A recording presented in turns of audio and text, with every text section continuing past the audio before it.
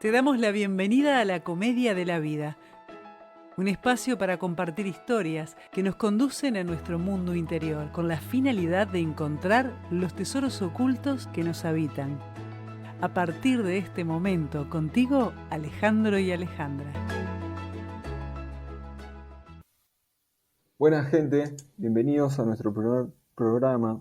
Hoy les vamos a contar lo que pretendemos de este podcast y claro, quiénes somos. A partir de ahora ya eres un dantesco más en esta divina comedia. Mi nombre es Alejandro y si tuviera que elegir una frase con la que me identifico sería resiliencia. Superar los obstáculos y ser un poquito mejor cada día.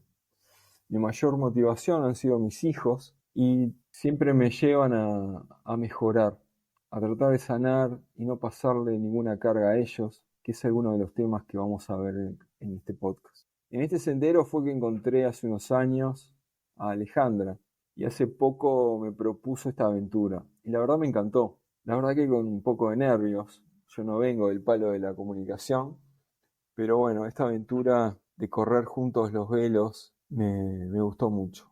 Y estamos en este camino.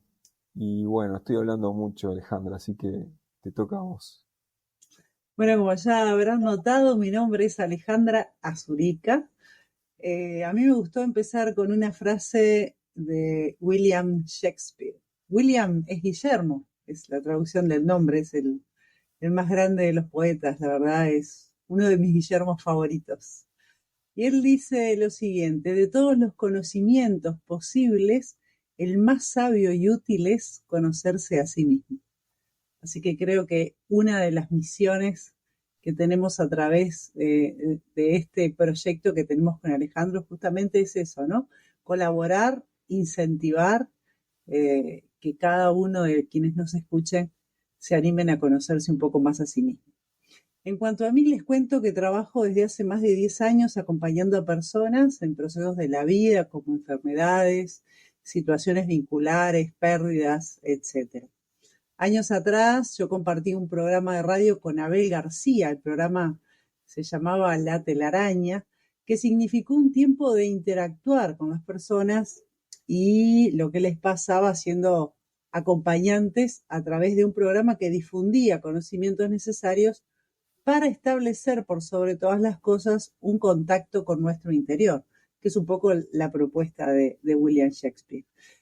Pudiendo de esta manera comprender por qué, o más bien para qué, nos pasa lo que nos pasa e ir creciendo con esta comprensión.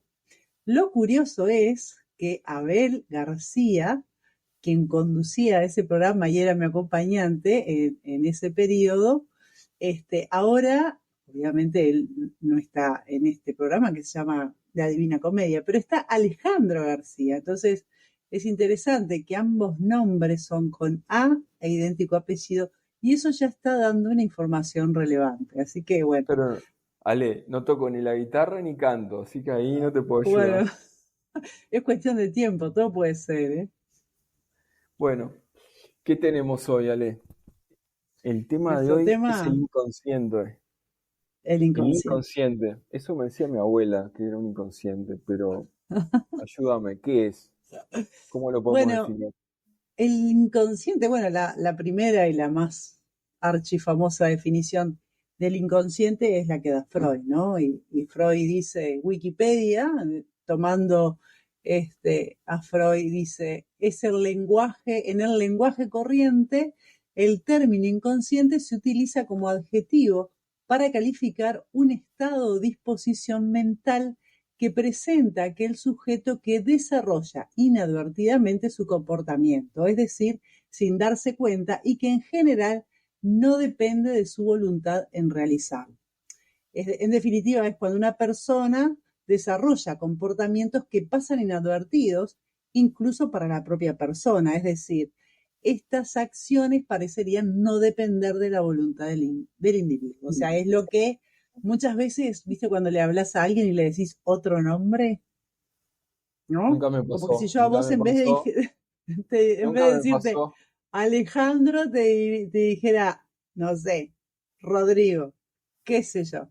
Entonces, hay un montón de actos y actitudes que nosotros no nos damos cuenta que están funcionando y que estamos, en verdad, en piloto automático, ¿no? ¿Por qué nos cuesta tanto percibir su existencia? Como vos decís, piloto automático. Ni me entero que soy un autómata, soy un zombie caminando. Sí, básicamente es un poco lo que nos pasa, ¿no? En la gran mayoría del tiempo. Yo creo que es porque no hacemos uso del observador. En esta sociedad nos cuesta observar por qué, o mejor dicho, para qué hacemos lo que hacemos. Entonces, entramos en una vorágine de deber ser, de aparentar, pretender, etcétera, y de esa manera nos vamos alejando de nosotros mismos. Entonces, yo el otro día estaba pensando, si nosotros no tuviéramos determinada enseñanza, no sé hasta qué punto seríamos conscientes, por ejemplo, de que tenemos un corazón y que late y que además genera determinada resonancia en nuestro cuerpo. ¿Por qué? Porque es algo a lo que no le prestamos atención en general. Yo creo que como analogía viene bien para explicar lo que pasa con el inconsciente. Está ahí, lo mueve todo, así como el corazón mueve la sangre y tiene sus propias neuronas y bueno. El inconsciente es algo que realmente abarca en términos del cerebro el 90%, o sea que es enorme. Y sin embargo no somos conscientes de que está ahí, no somos conscientes de toda la información que abarca y y que es fundamental entender, si no, no nos vamos a entender nunca. Es como hacer las paces con uno mismo, conocer el inconsciente, o por lo menos tratar de acercarnos, ¿no? Porque tampoco es que lo vayamos a conocer por entero. El observador, ¿qué es el observador? Es esa parte interna en la cual yo creo que es la distancia que está entre la acción, la reacción y la acción.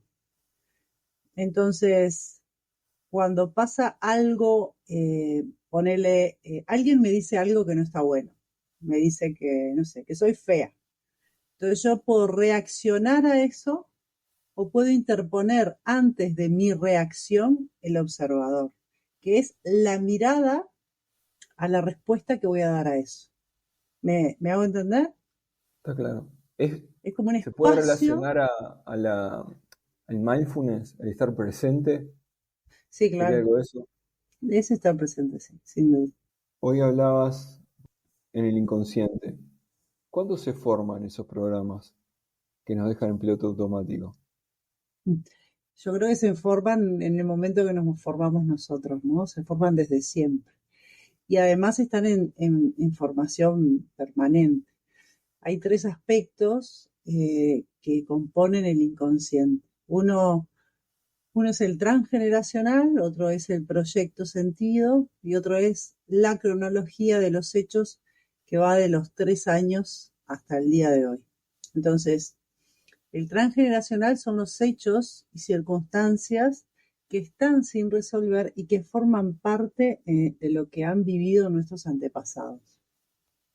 Este, a ver, pongamos un ejemplo de esto. Imagínate que es un día de calor, yo estoy regando las plantas de mi casa y entra una llamada telefónica y yo me tengo que ir a trabajar, pero me distraigo y dejo la canilla abierta regando las plantas, ¿no? Entonces yo me voy a trabajar, la canilla nunca la cerré, pero le voy a pedir al primero que llegue a la casa que por favor se encargue de eso que yo dejé sin resolver. Es una forma muy abstracta de explicar lo que sería el transgeneracional. Es como que si lo que queda sin resolver, necesito que alguien lo resuelva en el clan. Si pensamos, por ejemplo, en un árbol, podemos decir que si nosotros le quitamos una rama al árbol, se la cortamos, nosotros vamos a poder ver que donde se produce ese faltante van a haber un montón de ramitas creciendo para compensar eso. Entonces, es como decir, todo necesita ser equilibrado. Entonces, el transgeneracional son los hechos y circunstancias que nuestros antepasados no han podido resolver y se transfieren como forma de estrés en el clan. Hoy eso ya se conoce más y se le está dando un nombre que podríamos llamar epigenética. le interese la epigenética, que vaya por ahí y bueno, va a empezar a entender de qué se trata. Después Entonces tenemos, arrancamos el sí, inconsciente y empezamos a generar varios capítulos. ay, sí, varios capítulos, porque claro, a nivel del transgeneracional siempre hay muchísima tela para cortar y además hay muchos ejemplos, ¿no? Porque ¿quién no tiene historias? ¿Quién no tiene historias? Pero ese es uno de los componentes. El otro es el proyecto sentido. Y el proyecto sentido son los motivos inconscientes que tienen nuestros padres para traernos al mundo. Y para mí, de todos los programantes, de los 3 programantes del inconsciente, este es uno extremadamente poderoso porque nos da la manera en que nos paramos frente a la realidad. Entonces, si nosotros pensamos, por ejemplo, en una pareja que elige ampliar su familia, qué sé yo, están esperando este primer hijo, el foco de atención, por ejemplo, va a estar en este embarazo, en cómo va a ser este hijo, qué sé yo. Pero ponerle que por uno de esos accidentes de la vida, este primer hijo tiene 1 año y se vuelven a embarazar. Entonces, ¿qué significa? Que para el segundo hijo, la pareja no solo va a estar más desgastada, sino que además el foco de atención va a estar en el hijo de 1 año, porque un hijo de 1 año requiere muchísima atención. Entonces, el niño que se forma, por ejemplo, no se va a formar con la misma impronta que aquel primer hijo que tenía toda su atención desde el primer instante. Entonces, por eso es tan importante entender en qué contexto nosotros fuimos concebidos. Además, el proyecto Sentido va de los 9 meses antes de la concepción hasta los 3 años. Todo lo que pasa en ese periodo nos va a configurar, como te contaba, la manera en que nosotros nos paramos frente a la realidad. Y a partir de los 3 años es cuando el niño o la niña comienza a ser consciente de su propio ego, empieza a separarse emocionalmente del sentir de su ambiente y de su mamá. Bueno, a partir de ahí las historias empiezan a vivirse como propias.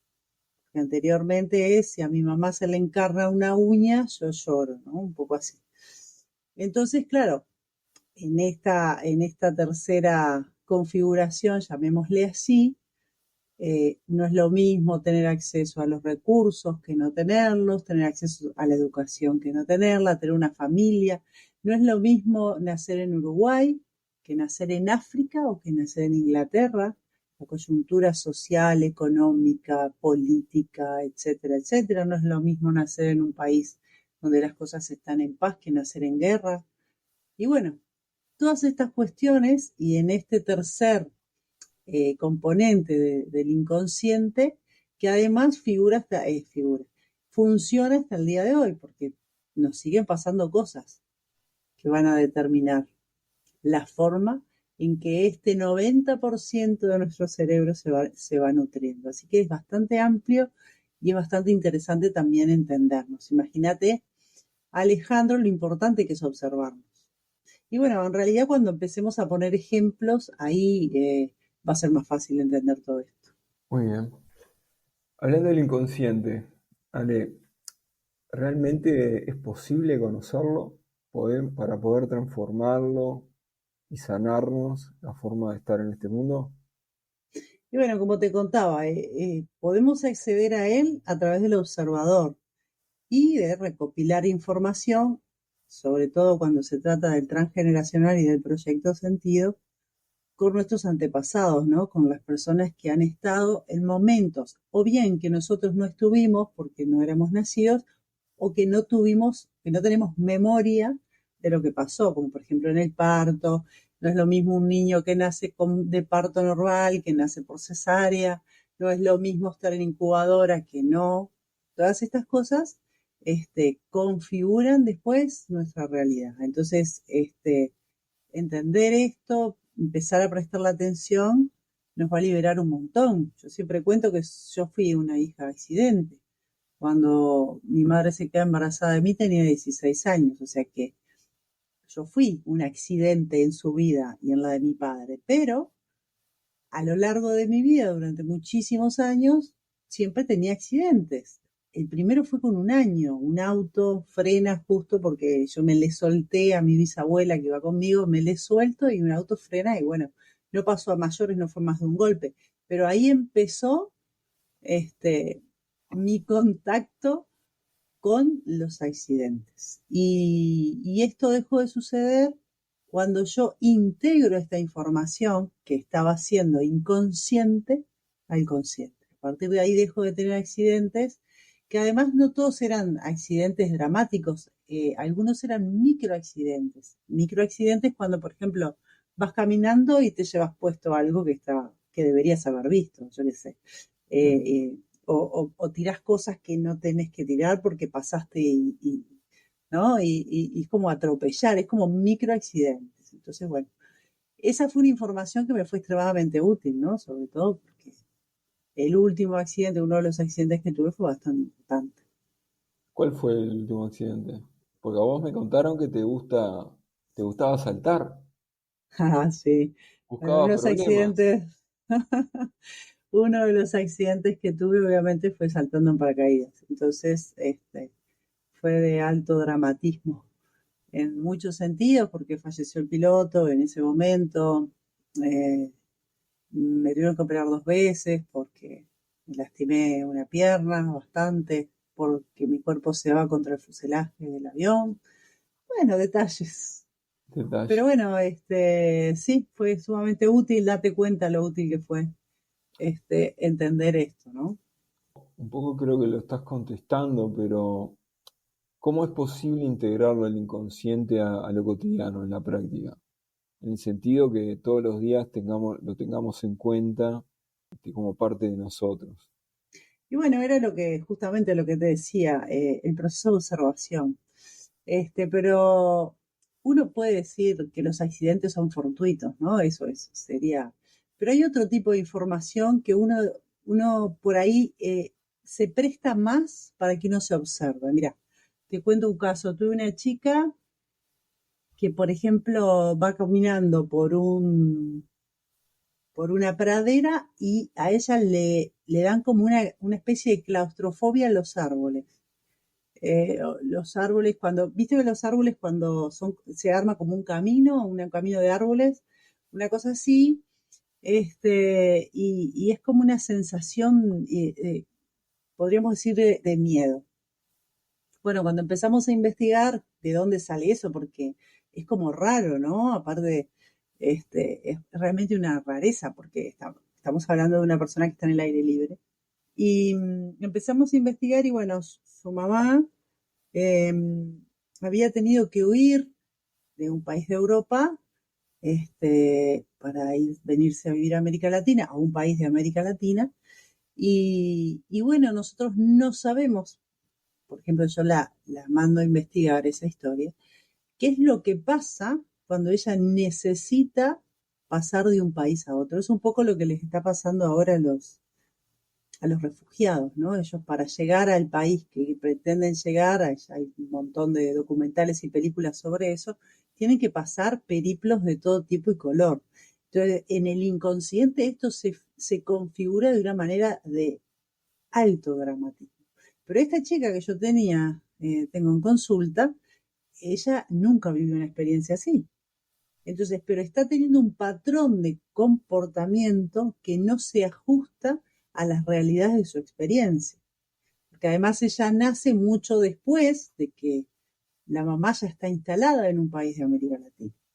Entonces, esta cuestión hace que se hace evidente una información, pero aparte un sentir, ¿no? Porque cuando vamos a eso hay una angustia real de un miedo real. Entonces, la persona no está inventando lo que está sintiendo, realmente lo está sintiendo. Entonces hay una información que no pertenece a ella, pero que está en su inconsciente configurada, de manera que es algo que hay que ver o que está pendiente para ser tramitado, ¿no? Che, ¿y para qué es la existencia? ¿Sabemos para qué nos sirve el inconsciente? ¿Cuál es la Yo quiero la función? respuesta, claro, pero no, quiero que vos me digas, escuchándote, cuando Yo haces creo el que es, cuento de la madre la Mm, experiencia que tuvo y le pasa esa información a la hija a través del inconsciente. exacto. Esa información obviamente para ella no es una información consciente, pero entiendo que esta información que surge de esta manera, la función es salvarle la vida, porque la mamá le traspasa a la hija una información que para ella es de alto dramatismo. Es una forma de decir, en este contexto hay que tener cuidado porque tu vida corre peligro. Entonces, por eso es que se pasa esa información que queda pendiente de resolución de una generación a otra. Es una Bien. forma de salvarnos, ¿no? De salvarnos. O sea, la intención, el origen, la motivación primaria es positiva, es salvarnos, pero el inconsciente también se puede transformar, si no lo gestionamos, en un enemigo. Y sí, por supuesto, porque esa información en verdad es una información que está obsoleta, ¿no? Si tú estás Claro. en un país que no necesitas escapar, es una información obsoleta. No pasa nada con caminar con árboles alrededor. Pero claro, queda pendiente. En ese árbol queda pendiente de resolución, porque el dramatismo que genera el miedo a la muerte, el terror a que la persona obviamente le pase algo, la muerte, puede ser la muerte, la tortura, bueno, tantas cosas, ¿no? La trata, yo qué sé. Hay un montón de miedos que pueden estar asociados a ese hecho, pero claro, el dramatismo es tal que se transfiere a la generación siguiente. Pero Excelente. sí, por eso es importante conocerlo, porque a veces es obsoleto, es totalmente obsoleto, pero necesita una resolución. Y Sí, además me hay lo otra realidad, imagino. es altamente probable, por eso también es importante la pregunta que hiciste, es altamente probable que la mamá de esta chica nunca haya hablado del tema. Entonces, como no lo habló, está pendiente de resolución también para eso. Es como cuando hablamos de los animales, el instinto. En realidad es información que viene de atrás que les permite adaptarse, a los cachorros les permite adaptarse al lugar, supongo. Y sí, sin Nada más duda, que acá a nosotros, como vos decís, es obsoleta en algunos casos. Me encantó. totalmente, Mi totalmente. siguiente pregunta sería, ¿cómo seguimos? ¿Cómo se llama? Con toda la información que tiraste acá, ¿cuáles son los siguientes programas? Pero Y bueno, supongo que eso lo vamos a ir viendo. lo vamos a ir viendo de a poco, ¿no? A mí me gusta mucho una frase de Alejandro Jodorowsky que dice, todo el mundo debería conocer su árbol genealógico. La familia es nuestro cofre del tesoro, nuestra trampa mortal. Entonces, conocerlo, investigar de dónde venimos, qué cosas nos hacen sentido, para bien o para mal, es una tarea que nos lleva a la frase inicial de William Shakespeare, ¿no? Que el conocimiento es lo más sabio, el conocimiento acerca de nosotros mismos es lo más sabio que podemos, es el conocimiento más útil, ¿no? Todos, dice, de todos los conocimientos posibles, el más sabio y útil es conocerse a sí mismo, y eso es tal cual. Entonces, toda esta información nos lleva y nos conduce al conocimiento de nosotros mismos. ¿Para qué? Y bueno, creo que tiene que ver con lo que todos queremos, que es no sufrir, ¿no? Si hay algo que en esta vida podemos estar de acuerdo, creo que es en eso, ¿no? Pasar por esta realidad y por esta experiencia humana de la mejor manera posible, ¿no? Y evitar el sufrimiento es por lo menos uno de lo que todos esperamos o pretendemos. Bueno, Alejandro, yo te propongo que bueno, ya que estamos y arrancamos con el inconsciente, capaz que en el próximo programa podemos hablar solo y exclusivamente del transgeneracional. Vamos contando un poquito de qué se trata, algunas historias, que siempre las historias nos motivan un poco más. Estamos todos hechos de historias, como decía Galeano. Y además, a mí me gustaría solicitar a quienes nos escuchan, primero que nos tengan paciencia, porque recién estamos empezando y para nosotros los aspectos técnicos están siendo un desafío, la verdad que sí.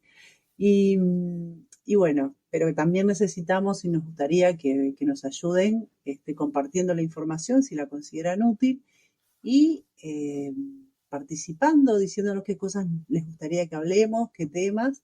Y bueno, un poco interactuar con nosotros. Lo podemos hacer a través del correo electrónico podcast.divinacomedia@gmail.com.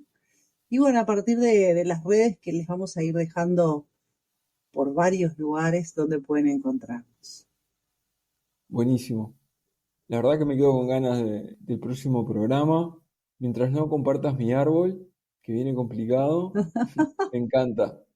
Te acompaño. Bueno, dale. Nos vemos en el próximo programa. Gente, nos Abrazo a vemos. Un abrazo. todos. Chao, Chao, chao. chao. Gracias por acompañarnos hasta acá. Te esperamos en el próximo capítulo.